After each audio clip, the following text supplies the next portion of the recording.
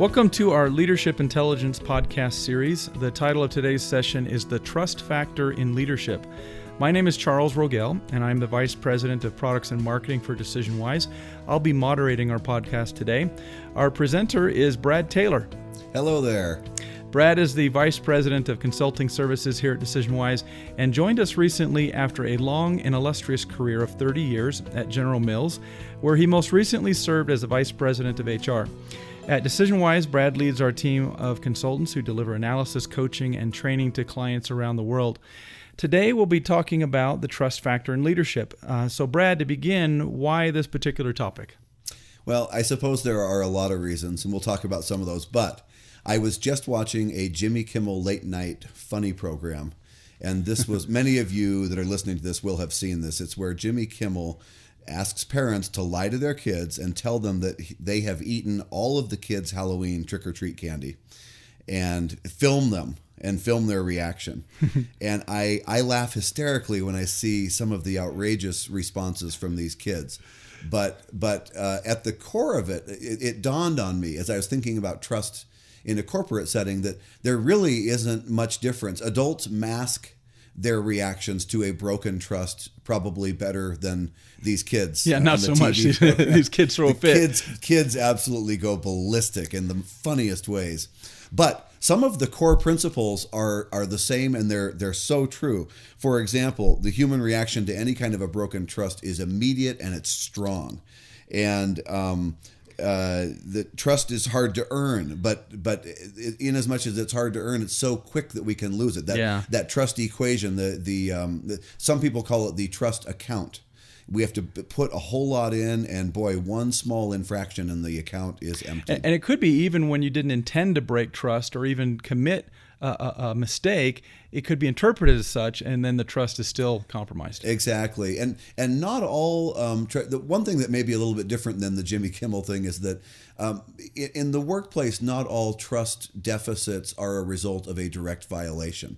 A lot of times my experience is, boy, we've made a new acquisition, and these people are just new to me. I don't know that we hired 100 new college grads. I don't know them yet. So there are other factors that are certainly different than the trick-or-treat trick. Right. So, Brad, you like to talk about trust in terms of this equation, right? Yes. You want to explain that? Absolutely. I really do think there's a trust equation, and you know, I'm not a great mathematician, but I kind of picture it as a simple mathematic equation where in the numerator, or the top side of the equation, you've got competence, reliability, and relationship. And, you know, they're mostly straightforward. At least the first two are for sure. Competence, I trust you because I know that you can do the job. I know that you have the knowledge and the raw capability to get it done. And that's critical. Without that, you know, in the workplace, you're not even off of square one. Mm-hmm. So that's pretty straightforward. Number two is equally straightforward. I think it's reliability. I've got a brother who has all of the talent and capability in the world, but I can't count on him to show up. And so there's no... There, in one sense, at least, there's no trust there. So you got to be reliable. I got to be able to count on that you can do it and that you will show up, you'll follow through, you'll be where you need to be. Yeah, it's like the contractor who's supposed to be really good and never shows up to complete your kitchen. Well said, exactly. Now, the third one in the numerator is not quite, as I talk with people, I realize it's not quite as straightforward. I use the word relationship.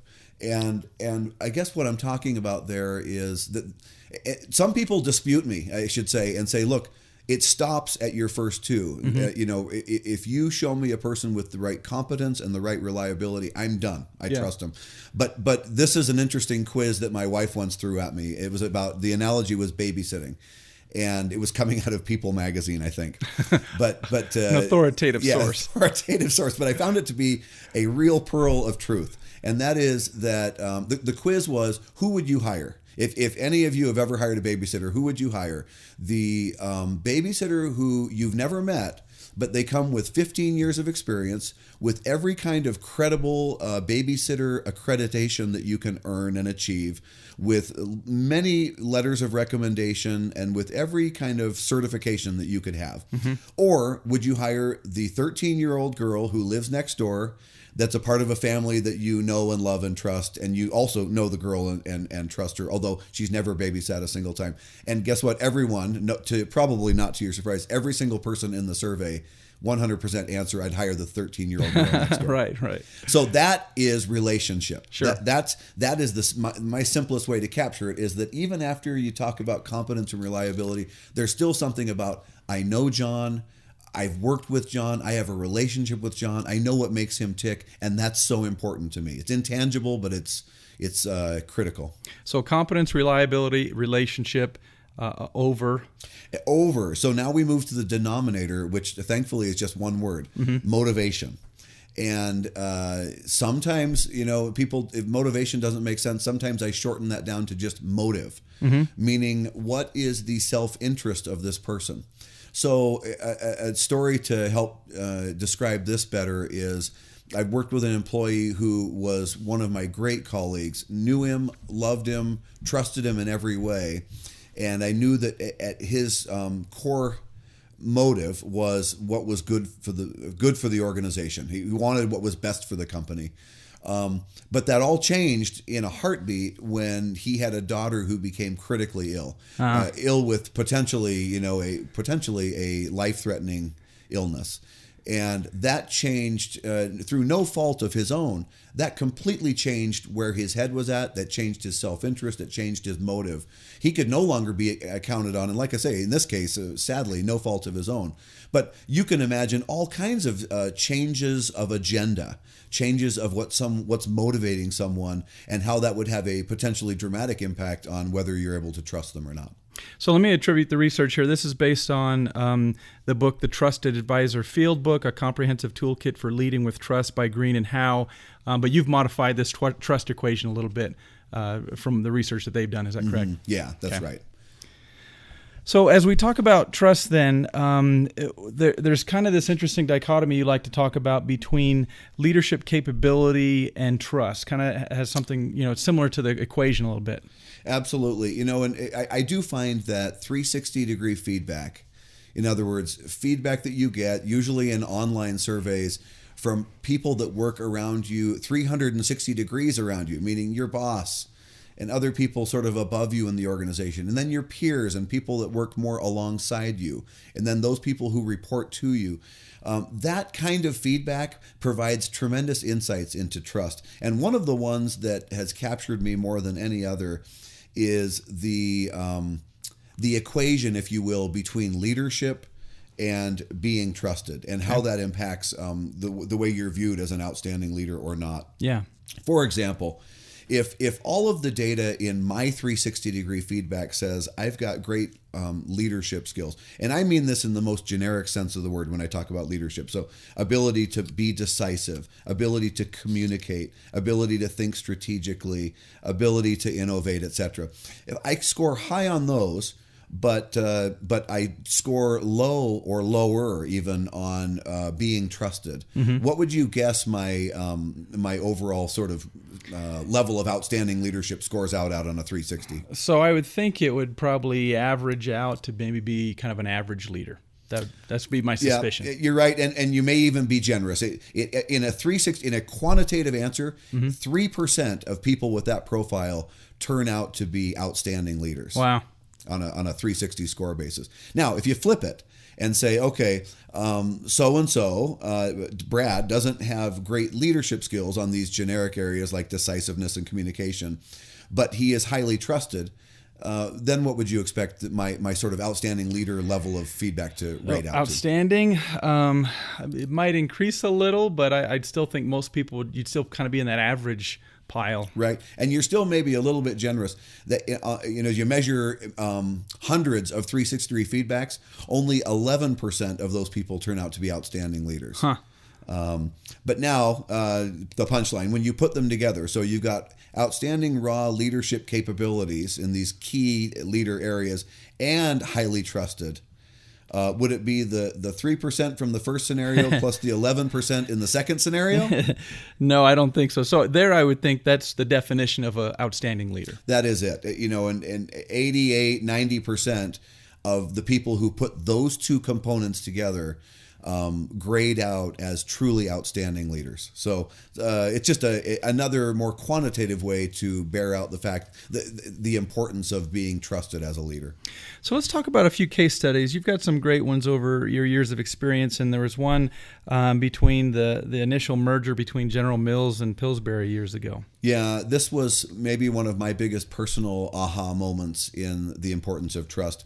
This was in 2001 when General Mills was acquiring Pillsbury. A very significant moment in General Mills history because Pillsbury was just about the exact same size as General Mills. I mean, in fact, you could argue that the acquisition could have gone either way. Maybe Pillsbury could have tried to acquire us, except that they were already owned by another holding company. So we, General Mills, were acquiring them.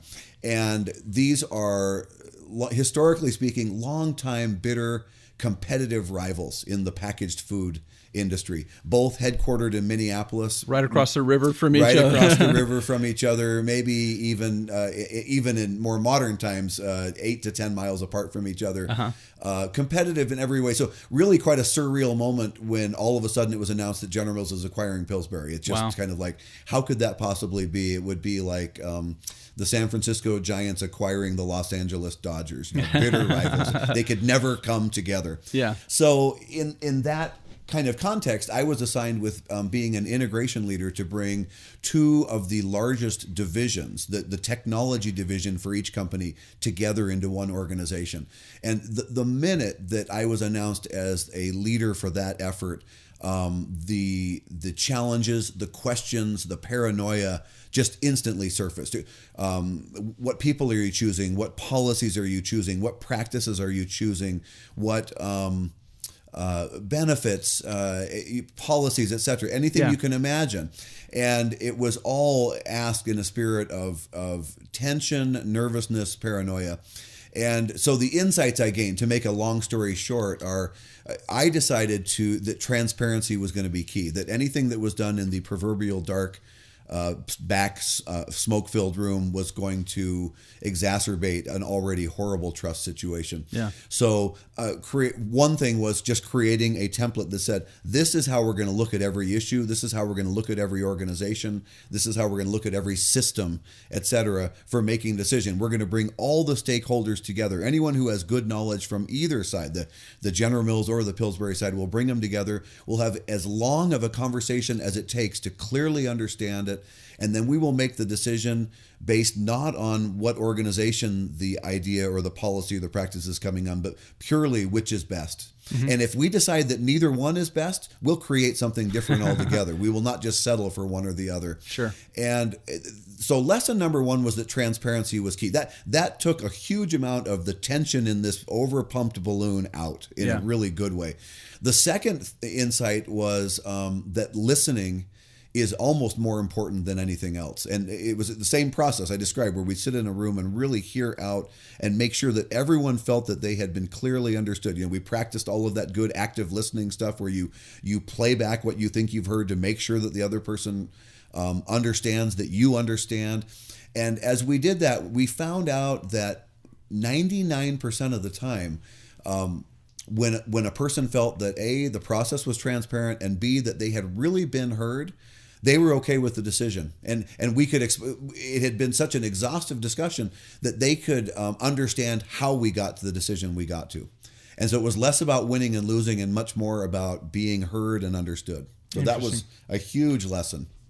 So the next experience I know you like to share is about the Vienna Boys Choir, and I'm curious to understand how this kind of applies to business. Yeah, this would not have even been a part of this podcast, except that I just attended a Vienna Boys Choir presentation, and it was amazing. The level of talent and the caliber performance absolutely blew me away.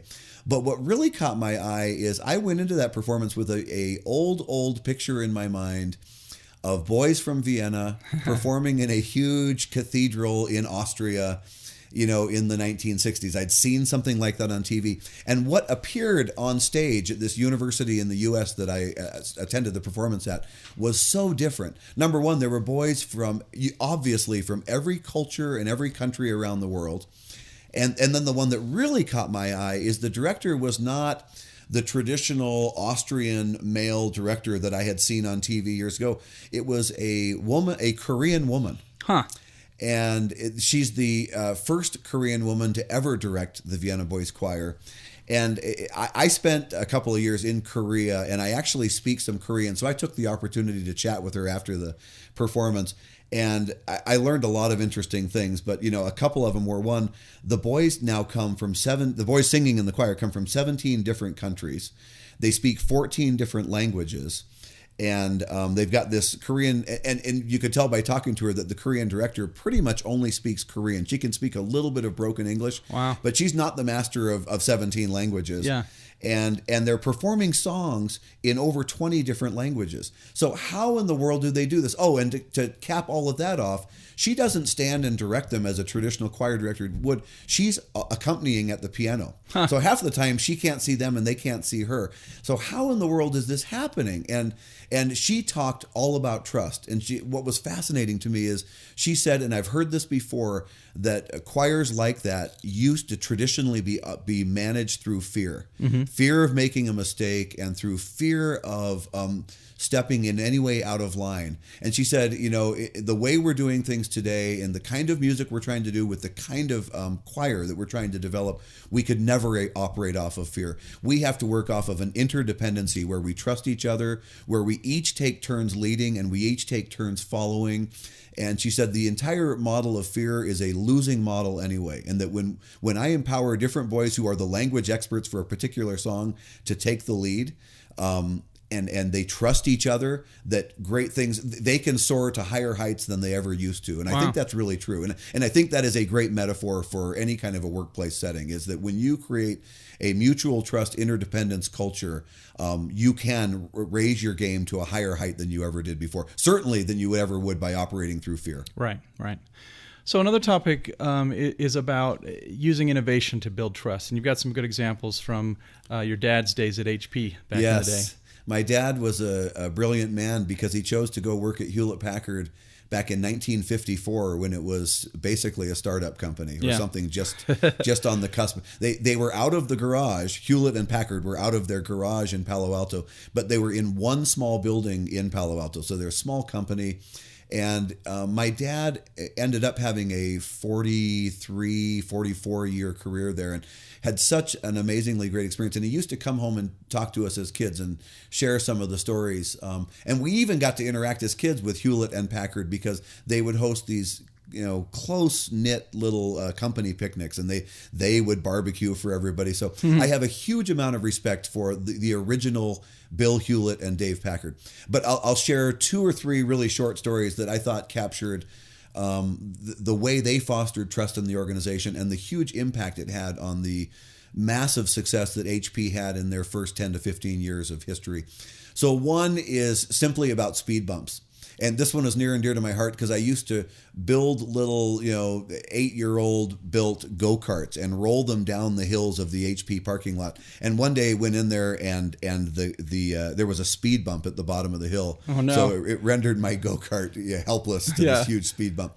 And the rest of the story comes from my dad, that Dave Packard came back from an international business trip and he saw the speed bumps in the parking lot.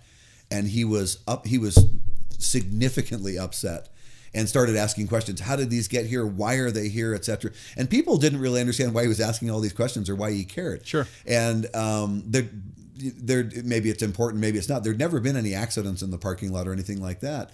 And he insisted that they be torn out that same week. And when people who couldn't understand asked why, he explained that to me is a symbol, Dave Packard speaking, that to me is a symbol of not trusting employees. Huh. They've never given us cause to not trust them. Yeah. And to me, Dave Packard says symbolism is one of the most important things we can convey. Huh. And trust is one of the most important things we can convey. So you earn such great equity with your people when you find ways to convey that. And he found a really unique way in that moment. I'm sure when they saw it when they heard it got torn out and why, that instilled even more trust in the employees. Yeah, huge impact. The second story is almost the same, but it's a Bill Hewlett story that I completely was told to me by my dad. But HP in this one small building had a parts closet or a parts room. It's probably a better description.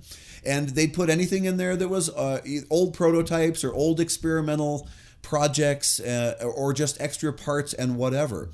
But it had always been a place, kind of a source of creativity for HP engineers to go in and look at these things or learn from old experiments and so forth. Kind of a tinker room. Tinker room, exactly. And one day Bill Hewlett came walking around. He was kind of famous for walking around and being in touch with everyone on the floor. And he saw a padlock on the parts room. And that had never been there before. Why on earth is there a padlock on that door? And somebody finally got to someone who had an answer and explained that, well, once upon a time, that was a parts room with just a few old pieces of scraps and odds and ends in it. But now it's a parts room with, a significant dollar value worth of stuff in it. And we felt like we should get it a little bit more secure. And he walked away, didn't say anything, and came back 5 minutes later with a massive bolt cutter. And he cut the lock off the door. And he put a piece of paper with Scotch tape taped to the door that said HP trusts its employees. Huh. And again, just like the speed bumps, powerful symbolism that these guys found incredible ways just on the spot spontaneously to convey how much they trusted employees. And that was returned. My dad, as just one of the rank and file employees of the company, would tell you that it was returned 100-fold from employees that would give so much more and have so much more emotional capacity to give to the company because they weren't worried about covering their own rear ends. So you talk about this dichotomy between, sacrifice. So, if you're sacrificing, are you gaining or are others gaining? How does that, how does that dichotomy work? Right. I think when you think about when the average person thinks about corporate America today, they think about a world in which the CEO will cause others in the organization, lower down in the organization, to sacrifice in order that he or she may win. Yeah. And HP, the last thing I'll share about them is they had the exact opposite model in their head, that we at the top will sacrifice so that others can win, or we will all find ways to sacrifice equally together so that the entire organization can win. And one real simple example of that, they were one of the first, if not the first, to come up with the idea. The first time HP hit a performance speed bump and they were having a not stellar year, their board of directors started to put pressure on them that, hey, maybe you've grown too fat. Maybe it's time to have some kind of and HP had never had a layoff. Maybe it's time to think about a layoff or a cutback or something like that. And they, using both their innovation skills and this value of we're all in it together, they came up with the idea of a furlough, or a concept where what if we all shorten our work week, both in hours and in pay, by about a half a day, and we weather the storm all together. And we all come out of it together, having saved everybody's job. Yeah. And they did exactly that. It more than allowed them to meet their profit commitments because of this now new cost structure that they'd created. And again, imagine the goodwill. It was what that did for the culture of the organization is, immeasurable. Wow. So you have a couple examples of what happens when someone doesn't want to sacrifice, and then when someone does, of course. And so one was a fun story from the Chicago Bulls and Scottie Pippen years ago. Yeah, and I bet many people, if they're into basketball, all will remember this. But this is in one of those several eras where Michael Jordan was not on the team. He's off playing baseball or doing something else. One of his retirements. And Scottie Pippen, therefore, was the man on the team. And this is in the playoffs, and this is the Chicago Bulls and Scottie Pippen against the New York Knicks. And it's a critical game, and it's a game that has come down to the last second. The Bulls are down by a point, but the Bulls have the ball, and the Bulls have 2, 3, 4 seconds. They have just enough time to get the ball in and get one shot off and hope that they can make it. If they make it, they win the game. If they miss it, they lose the game. Mm-hmm. So they're in a timeout, of course, and the coach, now I'm forgetting his name, pulls the team together, and Phil Jackson. Phil Jackson, yeah. Pulls the team together, and he draws up a play. This is what we're going to do. And the play was not drawn up to go to Scottie Pippen, who viewed himself as the man. And Scottie Pippen, in a poor leadership moment, had a bit of a hissy fit and elected to not go back out on the court. So he sat on the bench. And the media people thought he must be injured. Why on earth would the best player on the team not be going back out on the court? And he was sitting there because he didn't like the idea that the play was not drawn to him. I at least give him credit for being completely. Wouldn't it be great if all of our corporate leaders would be that honest about how they felt? Right, huh? But so it's less important to the story, but it's interesting to note that they ran the play without Scottie Pippen. They ran it to Tony Kukoc, who made the shot, and the Bulls won the game. Luckily, yeah. But the idea is, I sometimes ask people if I'm in more of a workshop setting, what is the opposite of Scottie Pippen leadership, at least in that case? Sure. And it's, to me, the answer is it's servant leadership. In other words, it's not about me. It's not about my self-importance. It's not about, as Hewlett-Packard so beautifully demonstrated, it's not about what builds me up. It's about how can I serve the people that I am tasked with leading, and how can I make their world better? How can I build up their success? And that, in my own words, is servant leadership. And I think that is one of the key components of building a trusting environment, is where we have that. Back to 360-degree feedback, there's a great Harvard Business Review study that points out that humble leaders are the best leaders. And you could fill in that blank with servant leaders are the best leaders. And all they did was correlate leaders' trust scores to their overall caliber of leadership scores. And they found that there was a direct correlation between leaders who humbly scored themselves a little lower on their own 360 their input. Self-evaluation. And those who did that, for whatever reason, their overall scores from all the people around them were the highest scores. So, it's a logical conclusion in my mind to say that, okay, leaders who lead with a little bit more humility and a little bit more of a service orientation are highly respected, trusted, valued by their people. So what happens, what's the impact then for people that have to work in an untrusting environment? This kind of goes back to what I was saying with the Vienna Boys Choir, and so I won't repeat myself too much, simply to say that when a leader can find a way to create that trusting environment for the people under him or her, the people that report to him or her, they have then created an environment where people no longer have to burn all of this energy on covering their own rear ends. Yeah. And I think that is one of the biggest dilemmas in most organizations, is that when I don't feel trusted by my boss, I've got to all the time worry about who I'm copying and who I'm covering, and covering my own rear end. And I'm operating in fear. It's back to that old Vienna Boy Choir model of I'm operating in fear. And when I operate in fear, I've got no time or energy left to fight the fight that actually needs to be fought, which is competing against the real competitors in the outside world, because I'm too busy spinning all my energy on the inside. And so, that's the point. And it's like I say, I think it's one of the real dilemmas that we face with leaders who don't get this idea of servant leadership. So you have a great story with a friend of yours that was in the military and his leadership example. Yeah, and I'll wrap with this. This is a young man that the way I know him is I was kind of an adult leader advisor with a church youth group. And this was one of the young men. I knew him first when he was 16, 17, 18 years old as just a youth at church. But he was a good young man, nothing particularly remarkable, but he went on to be one of these ordinary people who ends up doing absolutely extraordinary things. And the short version of the story is Mark is his name. Came from humble circumstances, no money to go to college. And so he decided to sign up for the ROTC, I believe it's called, as a way to finance his college education. He never once thought that he would actually get drafted into any kind of an actual military experience. He just thought, I need to serve, I need to be in the ROTC, that'll fund and I can get a college education. But he made a commitment to do that. And as such, he was a young man of integrity. So when he did end up get called up into and drafted into combat in Afghanistan, he was more than ready to meet his end of the obligation, and he went to Afghanistan. The area that he got assigned and trained in was I hope I get the words right here, diffusing of IEDs, improvised explosive devices. Yeah. A scary line of work to be assigned into, but he became quite expert at it. And he went from being a member of a team to being the leader of a team. And it was a highly successful team.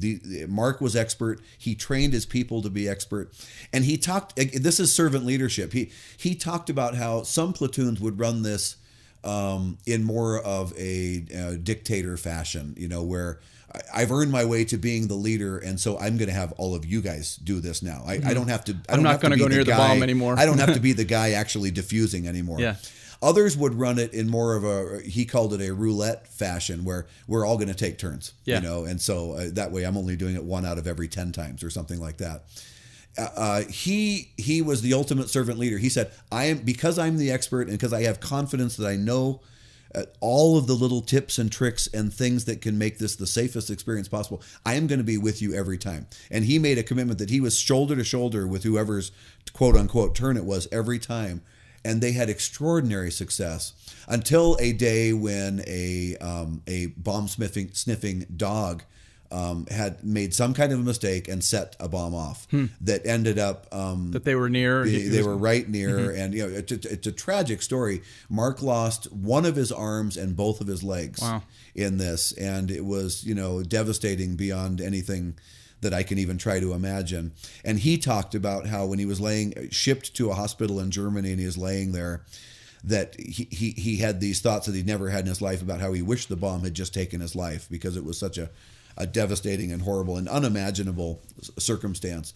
But typical to Mark, he very quickly, he talked about the shift came when he saw other people coming in that were just as bad off or worse than him. And once again, this servant leadership thing kicked in for him, and he became the rallying focal point for people at this hospital, this U.S. hospital in Germany. He became the one that took personal responsibility for cheering people up, for running games and little competitions, things that they could do to build their morale, and extraordinary. So once again, he put himself into this mode of, there's something I can do to serve the other people around me, and build morale in this new version of a platoon that I live in. So some of the things that are just really cool to me in wrapping it up are that one, Mark made a goal to be, when the rest of his platoon came home, that he would be able to walk out onto the tarmac, in Washington D.C. Sure. to greet and salute each of his platoon mates that had been serving with him in Afghanistan. And he did that. And I've watched video of him learning how to walk on prosthetic legs, and the courage was amazing. And his greeting and being greeted by the team that he'd worked shoulder to shoulder with was, practically bring a tear to your eye because of the emotion and the love that team leader had for team and vice versa. And so, I think about Mark and, what are the attributes there? This is a guy who always acted out of true care for his team. This is a guy who never made anything about himself or his promotions or his advancement. It was always about what's good for the team. This is a guy who always said, when people asked him the questions about why do you do this or why do you do that, he always said, that's the same thing that they would have done for me. He sort of lived with that attitude. He was honored in Washington, D.C. as one of the greatest platoon leaders that Afghanistan U.S. military had ever seen. And he worked to pick up people, even post-injury. He worked so hard to pick up people even in their toughest times. And the cool, the cool ending to this story was when he came back to his home state of Minnesota, he found that a lot of these platoon mates, knowing that he was going to be in desperate financial situation given his physical state, they had built, kind of in Habitat for Humanity style, they built him and his wife a home to live in. And the little slogan, on a plaque at the home was, he would have done it for us. So that's cool. Amazing story of a servant leader. Wow. Well, Brad, thank you very much for the stories today, as well as the relevant points in building trust as a leader.